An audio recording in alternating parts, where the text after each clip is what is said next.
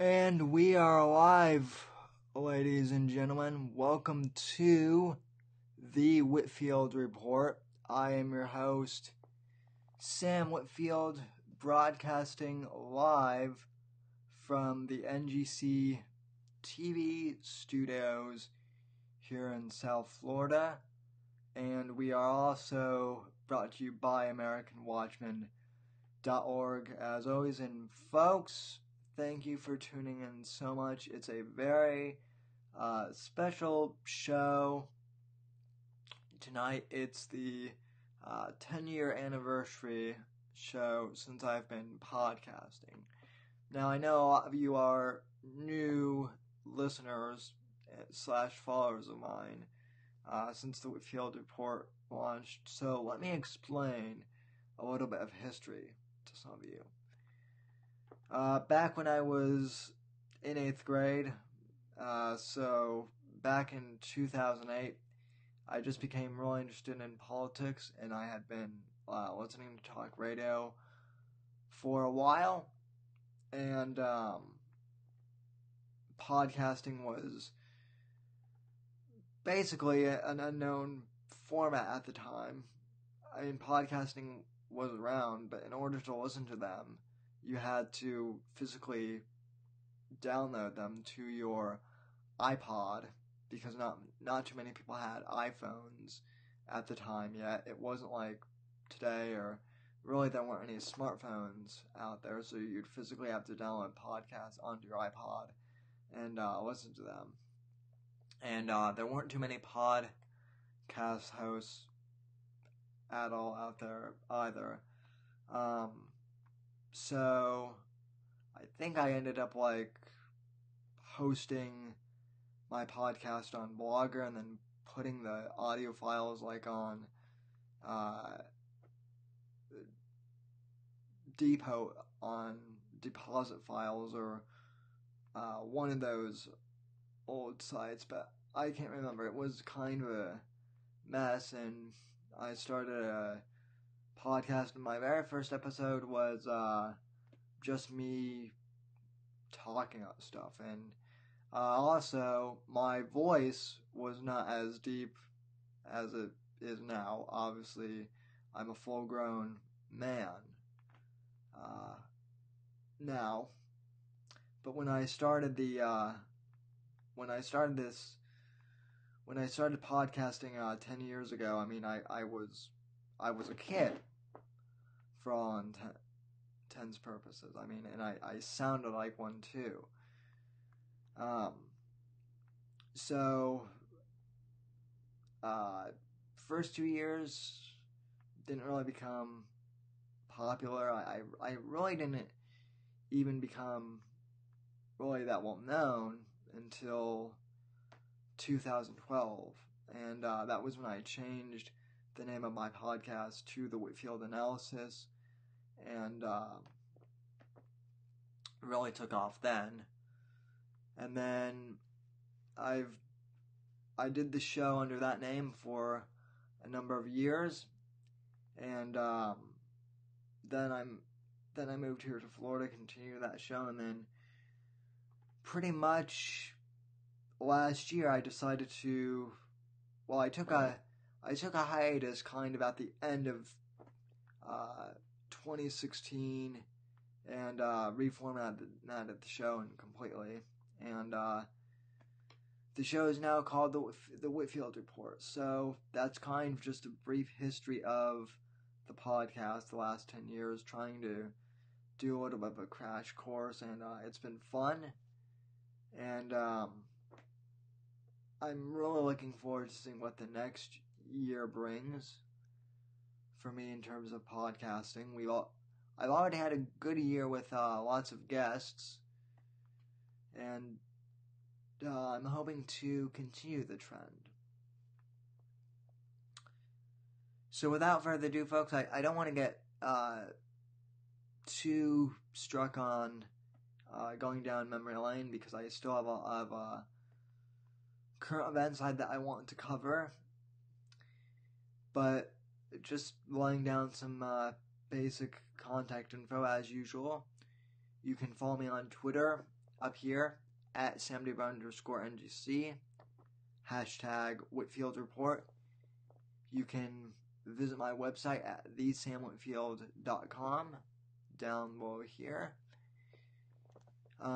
You can like the Facebook page at facebook.com/Whitfield Report. And you can download the podcast on iTunes. Okay, we also have live chatters tonight. So if you are watching on the video stream on Facebook, you can comment live. And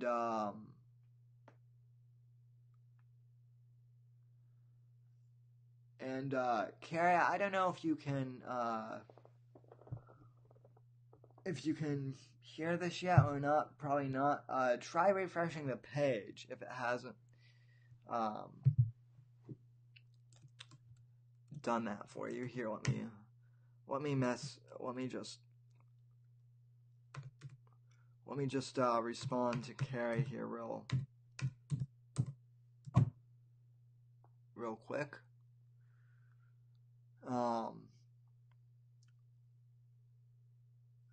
The show should be live, so at least it's showing that I'm live here on the podcast, here on my end. So yeah, try refreshing, folks. If it's not giving you a good time, that's just kind of what I would recommend doing. Usually the stream on Facebook is pretty good. The reason why I stream the show live on Facebook as opposed to YouTube is just because it's better. Okay, Troy, it's working for you. Thank you. So anyway, let's dive into a couple of topics. I do want to get the show started, so if you guys are having technical difficulties, I do apologize. You'll be able to watch this later, or you'll be able to catch it on iTunes as an audio podcast. First topic I want to talk about. Apparently the March for Life, or the March for Our Lives protest happened in Washington, D.C. today, and that's the march that was led by Parkland students to protest gun violence. And I tweeted out a couple videos from Lee Stranahan earlier today on my Twitter feed. And essentially, Lee was walking around filming or he was on Periscope. He was periscoping the protest, and the media is saying that like hundreds of thousands of people were at this event, but it seems like in reality, from what I saw in this Periscope, the march wasn't that big. Yeah, there were a couple thousand people, but the March for Life protest, which was the pro-life march a few months ago, that had more people in DC, and then same with the Women's March. That was actually bigger. So it's interesting to me that the media is reporting the March for Our Lives protest as a big, huge thing. I'm not really surprised that they're doing this. Obviously, they're trying to drum this up to be more than it is. And again, as I've said on this podcast before, I don't think anyone in their right minds is advocating for more mass shootings, and that's something that David Hogg and company have gotten wrong repeatedly. The NRA isn't responsible for this the shooting in Florida at all. So why Hogg and company are continuing this narrative? Well, I know why they're continuing the narrative. It's for political purposes, but they're just shooting themselves in the foot, quite literally at this point, ladies and gentlemen, and that should be fairly obvious. Now, someone sent me a clip on Thursday, I think it was. Someone posted this, DM this clip to me on Facebook, and it's an uncensored interview with David Hogg. And keep in mind, actually, let me show you something here, folks, because this will actually illustrate the point that I am going to make. So I'm pulling up my browser here real quick, and I'm gonna go to Twitter because I want to show you guys something that I actually find to be pretty interesting, all things considered.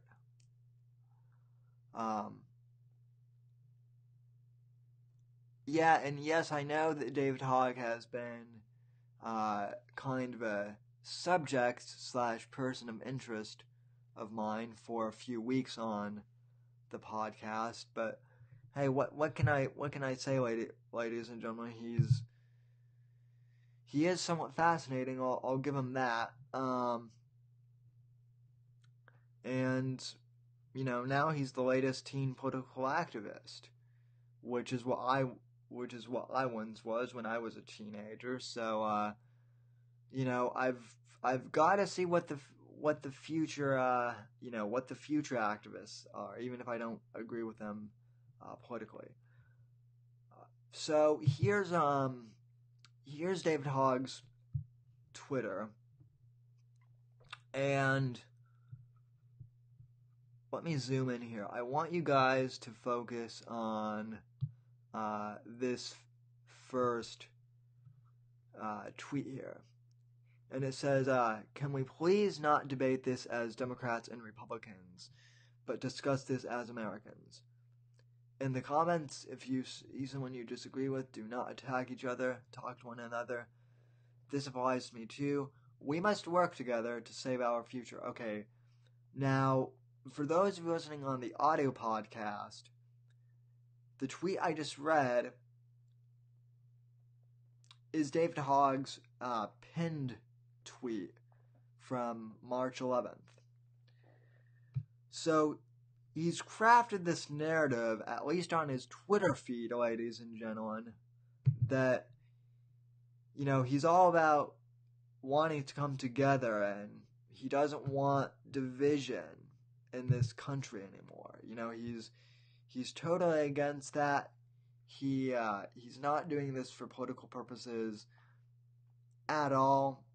And anyone who has been paying attention really knows that this has not been true at all, that he obviously is being used as a political propagandist for the left. Well, not even so much being used. He seems to be more than willing to fall in line with the left talking points. But there have always been there have always been some the media has done a really good job of trying to cover him up and trying to make him look presentable.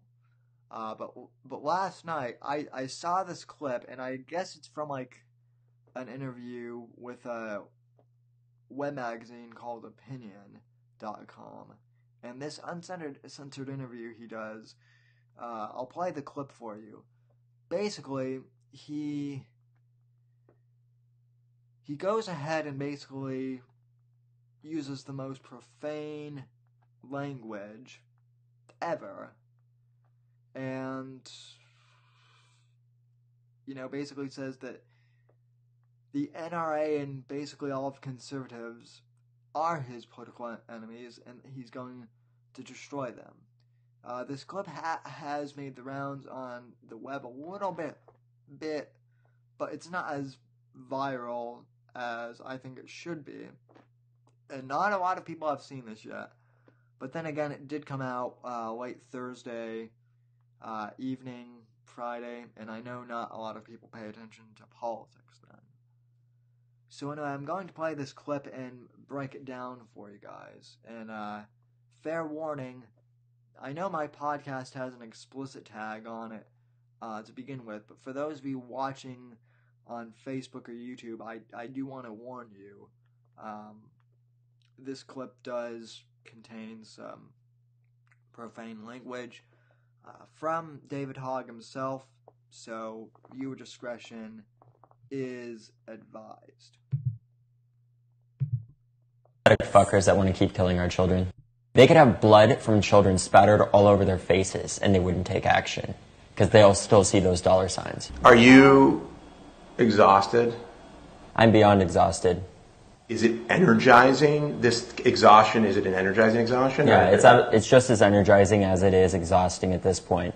I get to a certain point where I get so tired that I just keep going. It creates a positive feedback loop in some ways, where the more stress and work that I put on me, the more work and stress that I can deal with. Well, at this point, it's like when your old-ass parents, like, I don't know how to send an iMessage, and you're just like, give me the fucking phone, and you take it, and you're like, okay, let me handle it, and you get it done in 1 second. Sadly, that's what we have to do with our government, because our parents don't know how to use a fucking democracy, so we have to. You think Our parents don't know how to use a fucking democracy, so we have to. Okay, now, just a few minutes ago, in fact, I'll pull up the screen again, ladies and gentlemen, because this really is striking here. Okay, just a few minutes ago, I showed you this tweet where Hogg said, "Can we please not debate this as Democrats and Republicans?" And yet, he's already referring to the NRA and gun advocates as motherfuckers, and he's just using profane language. The other thing that he does, which I find to be just absolutely disgusting, is he brings up the example of when parents don't know how to use iMessage, and so, they're technically challenged, so he just does it for them.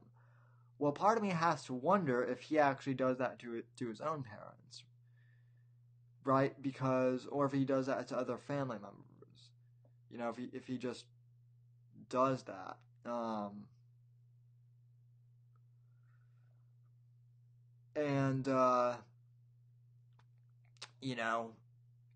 His use of language, and here's the thing, folks.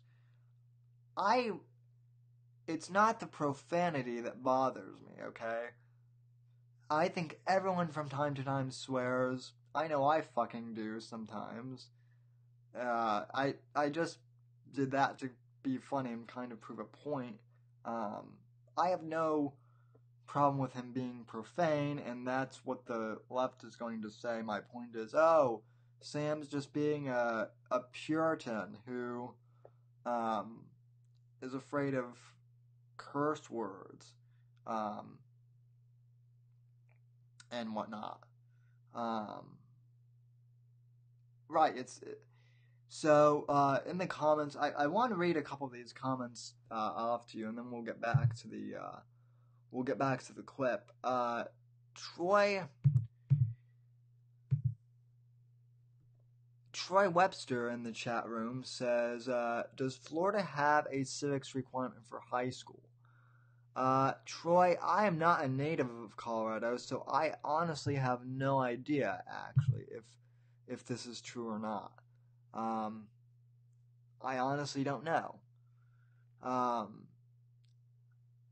Troy also said a little while ago that Hogg is a Soros, Bloomberg puppet. Well, again, I'm not. It depends on what you mean by that, Troy. I don't necessarily believe. There are some conspiracy theories out there about David Hogg, that this whole thing was kind of pre-planned, before the shooting, and that he was going to, immediately be staged as a child actor to take the guns away. I honestly don't believe that's the case. However, what I do believe happened is, I think after this happened, I think the gun groups, the anti-gun groups, I should say, started trying to find someone, and David Hogg became convenient. They discovered him and kind of made him. And yeah, Troy, you're absolutely right. It is the attitude in his tone. I want to continue with this clip. Sorry to break it up with so much commentary, but I do want to play this clip for you in its entirety, because I do think it's important that we analyze this thing fully. So anyway, cut number 2, go. Fuckers are out there that want to continue to sell more guns, murder more children, and honestly just get reelected. What do you think? What sick fuckers are out there that want to continue to sell more guns, murder more children, and honestly just get reelected? What type of person are you when you want to see more fucking money than children's lives? What type of shitty person does that? And like, there's this whole, I mean, the way that they're talking about it now, the way Rick Scott has been talking about it, is like, when the shooter arrives, we need a metal detector and a guard. Point, with Rick Scott, it's like, when I get elected to Senate, we're not going to let that fucking happen, and you guys better not. He's like, oh, I'm going to implement. Now, if you guys are watching on the YouTube, if you guys are watching on the live stream video version of this, you can obviously see that Hogg gets very,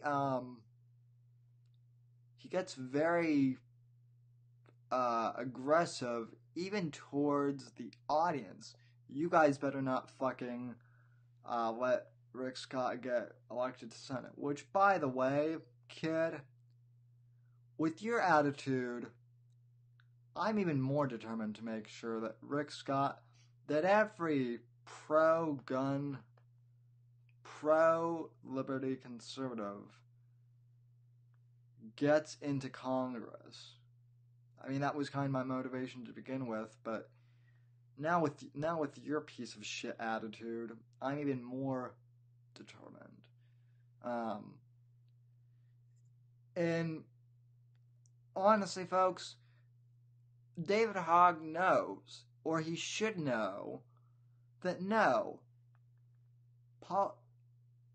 Republicans don't want to see more dead kids. They don't care about money over kids. That is an asinine thing to say. You could perhaps argue that their policies aren't beneficial, or that their policies may hurt. That's an argument that you could make. I'm not saying that that's the right argument, but that's a better way of phrasing things than just saying, oh, they don't care about kids. And I think David Hogg actually knows that, because, mark my words, see, what a lot of conservatives don't understand about David Hogg, a lot of them have said that he's stupid, okay? David Hogg is not a stupid kid. I mean, yeah, he does have a major social media following. He is a public figure. But he's also, in some ways, played the game to get to this point, which does not take it takes more than a total idiot to do what he's doing. He's not someone like Paris Hilton, who's just running around, with the tabloids. he is an activist, and that does take some skill. Anyway, continuing on, we only have a minute left in this clip, and then I'll break it down for you in total. Implement all of these amazing things. Let me make sure I do it right before my election for Senate when I try calling out Bill Nelson. He's turning this political. So do you see that as opportunistic? I mean, he's it's completely absolutely opportunistic. He does not give a fuck about these kids' lives at all. He only cares about his reelection. That's why this stuff is being implemented in a year, not today. What is striking to me about this is that you guys seem to have such mastery of the internet in a way that I feel like, I mean, literally any politician pretty much can't even approach it. And that's the great thing about it, because those fuckers aren't going to get reelected. But on the internet, they're on your turf, essentially. Like, this is the way I think about it. But, like, you actually have to take that turf and take it to theirs, which is, like, making laws happen and getting people elected or making sure people don't get elected. I mean, when you start hearing from your political aides that there's a shitload of angry future voters, you start to worry a little bit. Unless your political aides are the ones who are telling people that they're crisis actors, like... Yeah, I'd love to meet that. Hey, if you're out there, fuck you. Well, kid, I pretty much am out there, and if you want to say fuck you to me, then I recommend that you come on my show, bro. I've tweeted at you. I've invited you. I would love to have a sit down discussion with you. I mean, heck, I'll DM you a location. I'm not going to invite you over to my place because I don't trust you that much. Not to dox me, but we're both in Florida, so we could probably meet halfway somewhere. I'll bring my laptop. We can do a setup, and we can debate one-on-one, and I'll live stream it so that it won't be uncut.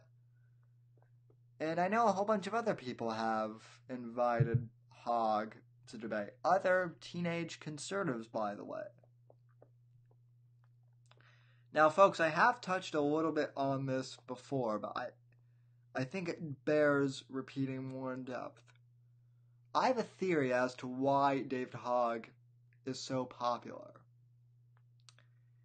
Are you guys paying attention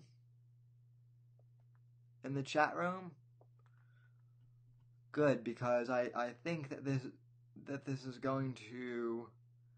It might not be mind-blowing, but once you guys hear it, it'll make sense. The reason why David Hogg and all of these anti-gun activists from Parkland are becoming so popular now, the reason why they're in the popular, the reason why they're so big in the eye of the public now, is because of me, ironically, and because of young conservative activists like Charlie Kirk, like myself, like Sarah and Samantha Hagmeyer. Basically, folks, here's been my whole premise on David Hogg. Okay. And this is kind of fitting since I'm doing my 10-year anniversary show tonight, folks. But when I first started podcasting, there was a myth going around that conservatism was completely dead among the youth at the time, and the youth, the middle school, the high school, and the college age kids, which at the time were millennials. When I started, everyone was led to believe that conservative principles and conservative and libertarian ideas were strictly for old people, and that the conservative movement had no future. Okay? And that is one of the reasons why I started the podcast, was because I wanted to prove to the world that there are young people who believe in conservative principles, and there are, like-minded conservative and libertarian millennials. And I didn't care if I was the one who was doing it. But I figured even if I was, one voice would be better than none. So that's what my mission was. When I started this thing 10 years ago. And Zach says, if this is all your fault, Sam, maybe we should call you Sam Hogfield.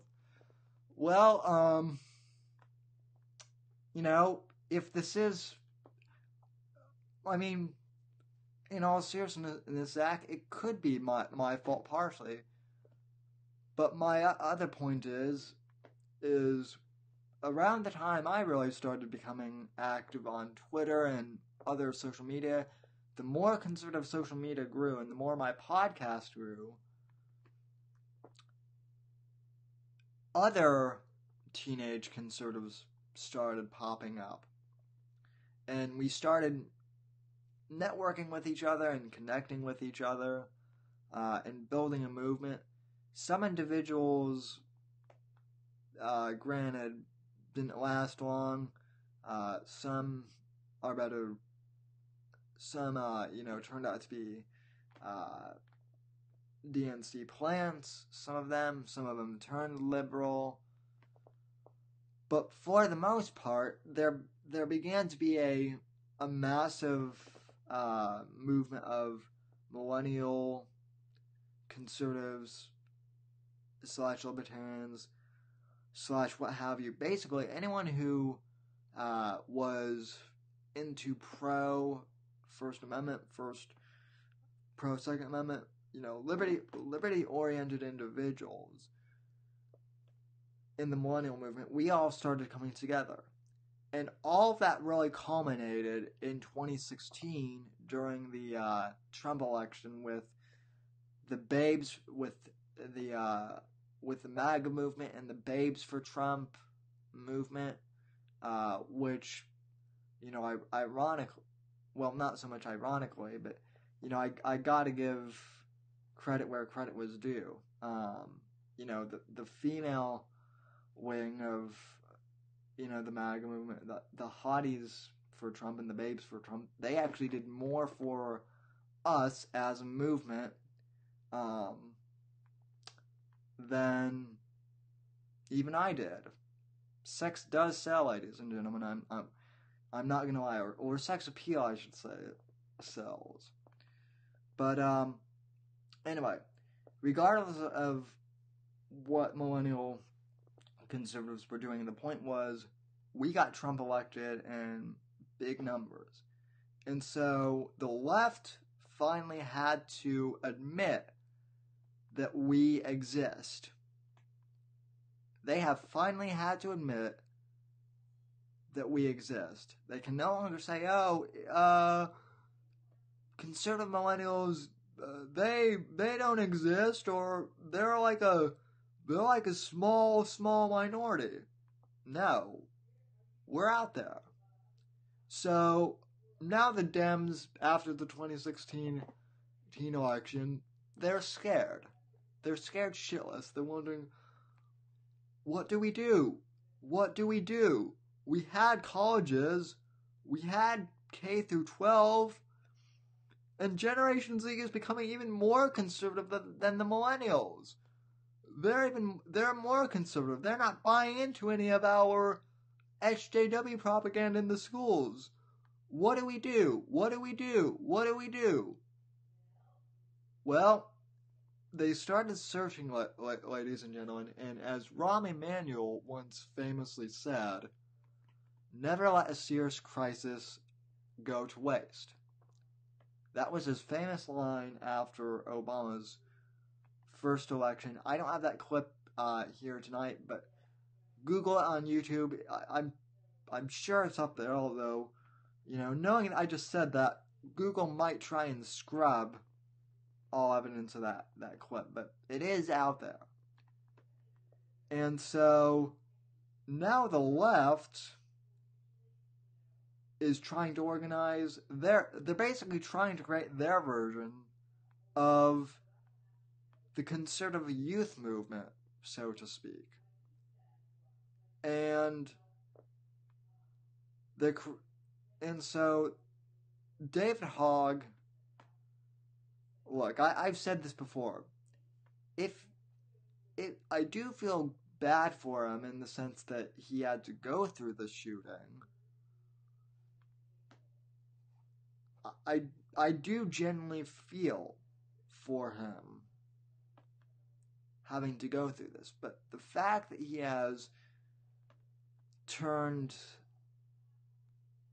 the shooting into an opportunity to become a major political activist and gain fame and, possibly even a small fortune. I mean, I don't know if he's being paid for this, but I would assume he is making money, maybe from media interviews or something. I don't know, but it wouldn't surprise me.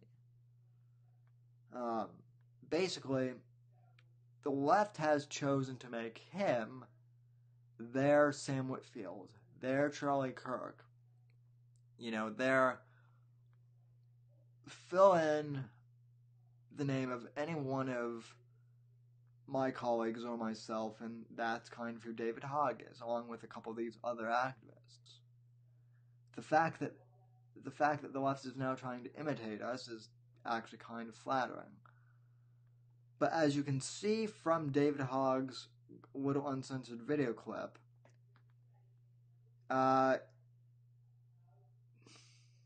he's not doing it too well. He has a great game of, on Twitter trying to be a great uniter, but, yeah. He's edgy in punk rock to SJWs. Yeah, Troy, that's true, but even more so. See, here's the thing. Conservatism is the new punk rock. Conservatism is the new hipsterism. We're the outcast. We're kind of like we're the underground rock stars now. We're the ones who are kind of taking back the counterculture with people like Milo and Mike Cernovich. Granted, neither of those two are millennials per se, but they're not boomers either. The left is trying to capture what we have, and they're not doing a very good job of it. And as you saw, David Hogg was very quick to lose his temper. And I know that some other teenage... I know that See, I'm in college now, so I'm not a teenage conservative anymore. I'm still a young conservative, but I can't claim to be a teenage conservative. By the way, quick shout out. I do want to give a shout out to my friend Matt, who runs the teenage conservative page. Matt Hall. He's a good guy, and he runs the teenage conservative page over on Facebook. So go give him a like. There's your shout out, Matt. I finally got around to it.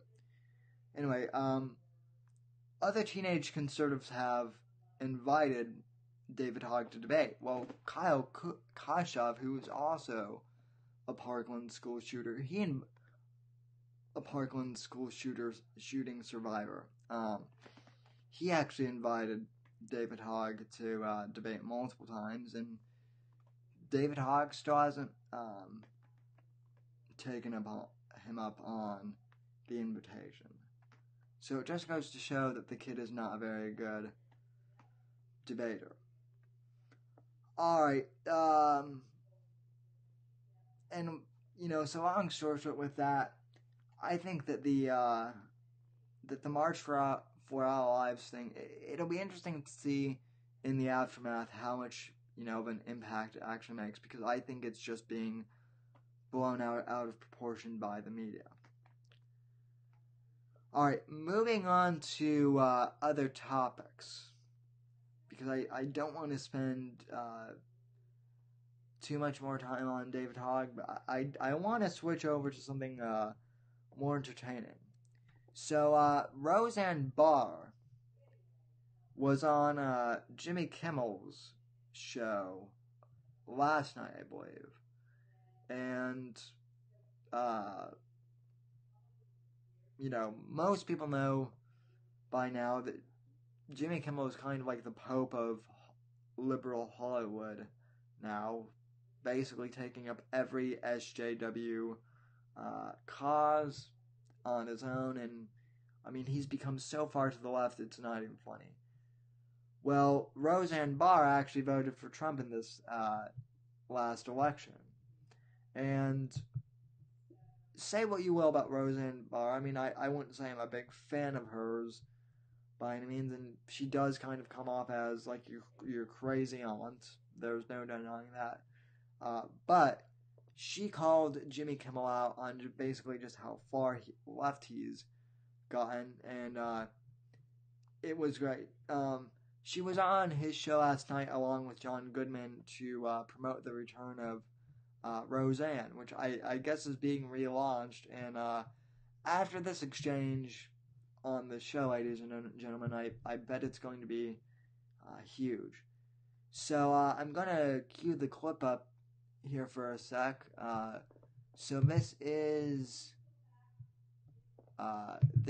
Roseanne Barr on the Jimmy Kimmel show last night. Cut number 1, go. Now, one of the things on the show, which I know like a lot of the television critics got very excited about, the fact that Roseanne Connor is a Trump supporter on the show. Well, she did vote for the president. She voted for the president. Yep, she did. And she, and that is part of, I don't want to give anything away, but that's part of the dynamic with you and your family on that show. Now, yeah, and in real life. It's like everybody's family is pissed off at each other for one thing or the other. Is your family mad at you? Well, we had some pro-Hillarys and some pro-Trump, right, and there was a lot of fighting. Weren't you a friend of, like a good friend of Hillary Clinton's at one point? Yeah. Yeah, I was. You were. Yeah. And what happened that, now I know you're very, very down on her. What happened? Down on her? Well, I think you accused her of being a murderer on Twitter, didn't you? I did not.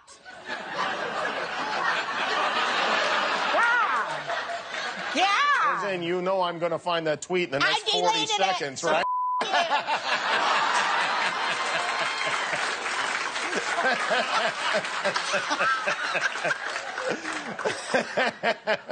So that tweet that you never tweeted and then deleted. I had some disagreement with her foreign policy. I see, with her foreign.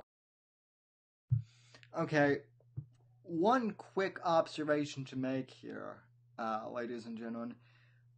Jimmy Kimmel has to be the biggest soy boy in Hollywood also, because keep in mind, you guys saw right there, Roseanne pretty much just bit his head off, and figuratively, of course, and what did he do? He just kind of laughed nervously.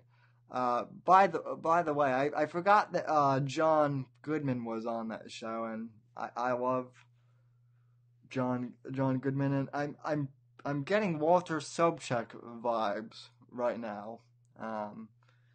For those of you who like The Big Lebowski, you know what I'm talking about. So it's good to see Walter there too. Foreign policy. You like Trump? Yeah, she had one. I can see that. Dan's character is not. Did you agree with her foreign policy? Listen, never mind her foreign policy. How about Captain Wacko we got running the country here? I mean, foreign policy. I'm shocked because I know you were a very... Okay, so she asks Kimmel about what he thought of Hillary's foreign policy, and he just redirects and says, "What about Trump's foreign policy?" You know, Kimmel is not a political guy. He really isn't. He's a comedian trying to do politics, but you know, political satire. It's pretty obvious to me that it's not even in his forte. He's no Adam Carolla, which I know is a bit of a stinger because he used to be friends with Adam Carolla, but I digress. And he's certainly no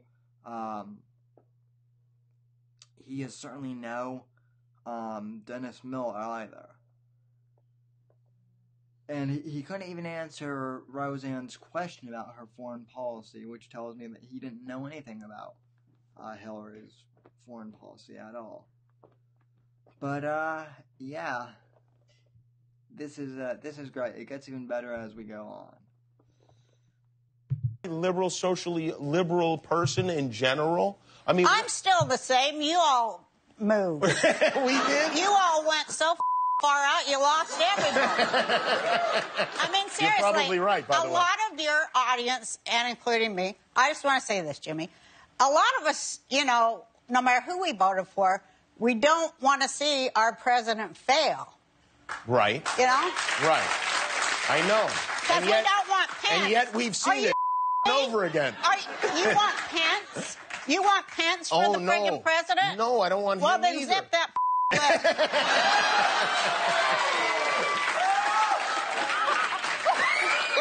Uh-oh. This is kind of what the show is like, by the way. I was bad again. But you did really hit upon something great, I think, in that you've got this dynamic that real people are really experiencing, where parts of their family are on one side and the other parts, and now it's not like we just kind of overlook it like we used to. I know, like when Trump won, you know, my whole family was with me because that's around my birthday. Yeah. And, I mean, she'll probably get really mad at me for saying this, but one of my daughters, she will remain nameless. I mean, you should give her a name already. I mean, really. Because he can narrow it down. Well, I have 3 daughters. Right, okay. And they're all in their 40s, you know. Right. And so the one daughter, she just started weeping. And she's like, this is the end of our, you know, they're going to deport all of our gays and all this, you know. Mm-hmm. And I said, just chill.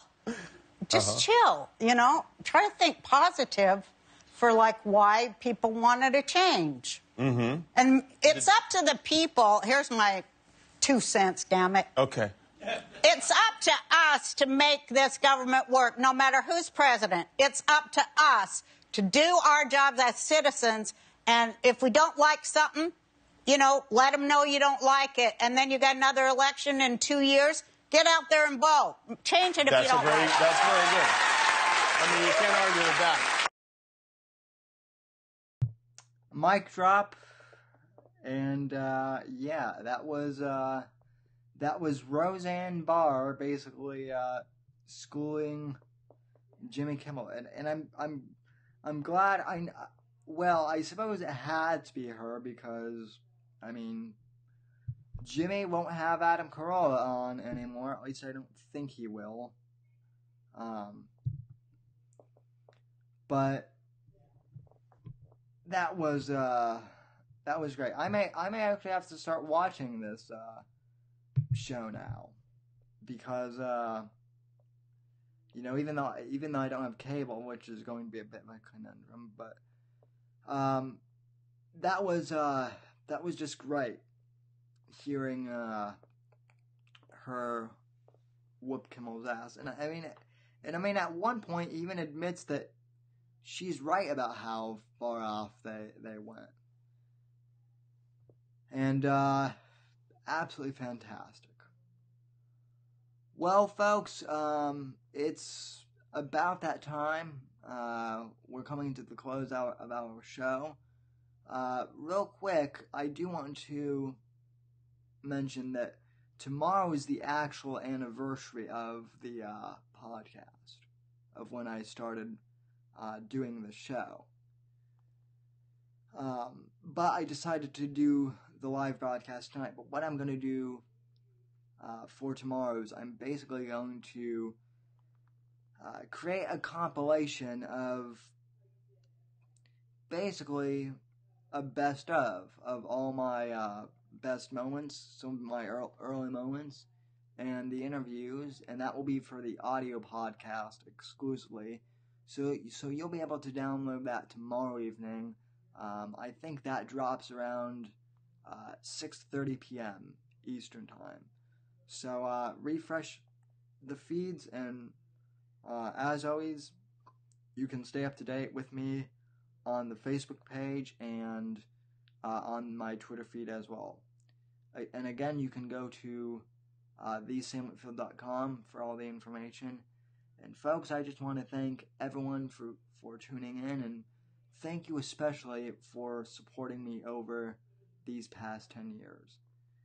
Whether you've known me since then or whether you've met me more recently, it's been an honor to be able to bring this show to you every week in one form or another, and I genuinely appreciate the audience and the friends that I've made because of this podcast. I want to thank you for listening. Good night, God bless, and God save this great nation. I'll see you next week, folks.